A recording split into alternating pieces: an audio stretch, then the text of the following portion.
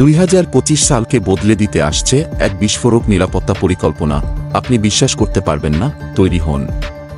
2025 সাল বাংলাদেশের জন্য হতে যাচ্ছে 103 বছর এবং দেশের শীর্ষ উপদেষ্টা মোহাম্মদ ইউনূস এক বিস্ফোরক নির্দেশনা দিয়েছেন, যা নিরাপত্তা ব্যবস্থাকে সম্পূর্ণ বদলে দেবে।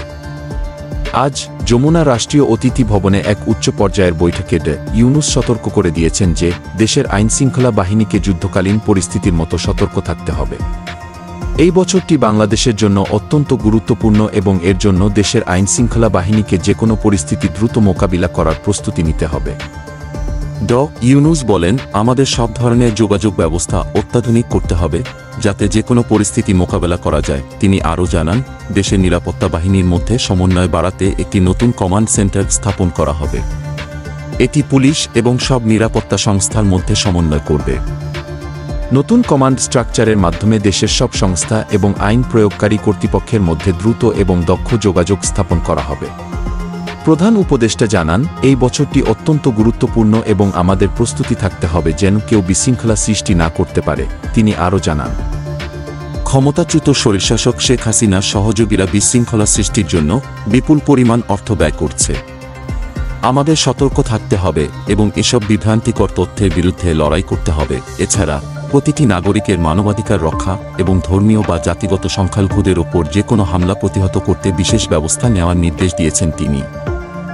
আমরা যদি ধর্মীয় সংখ্যালঘুদের রক্ষা করতে না পারি তাহলে আমাদের আন্তর্জাতিক ভাবমূর্তি মারাত্মকভাবে ক্ষতিগ্রস্ত হবে। পবিত্র রমজান মাসে খাদ্য এবং নিত্য প্রয়োজনীয় পণ্যের দাম স্থিতিশীল রাখতে চাঁদাবাজদের বিরুদ্ধে কঠোর ব্যবস্থা নেওয়ার জন্য তিনি নির্দেশ দেন।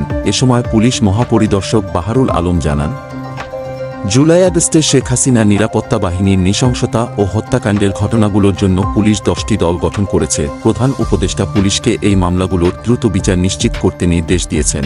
এছাড়া ভারতের দিকে পালিয়ে যাওয়া শেখ হাসিনার বিরুদ্ধে রেড নোটিশ জারি করতে ইন্টারপোলের কাছে বাংলাদেশের পক্ষ থেকে আবেদন জানানো হয়েছে। শিগগিরই এর ফলাফল আসবে বলেই আশা করা হচ্ছে। এদিকে ডিএমপি কমিশনার শেখ মো. সাজ্জাদ আলী জানিয়েছেন, পুলিশের নিরাপত্তা জোরদারের পর রাজধানীতে ছিনতাইয়ের ঘটনা কমে এসেছে এবং আমাদের প্রচেষ্টা অব্যাহত থাকবে। এই বছরটি বাংলাদেশের ইতিহাসে এক বিশাল মোড় নিতে যাচ্ছে। দেশে বিশৃঙ্খলা ঠেকানোর লড়াই তুঙ্গে পৌঁছাবে। এই ছিল আজকের নিউজ। লাইক, কমেন্ট, সাবস্ক্রাইব করে পাশে থাকবেন। ধন্যবাদ।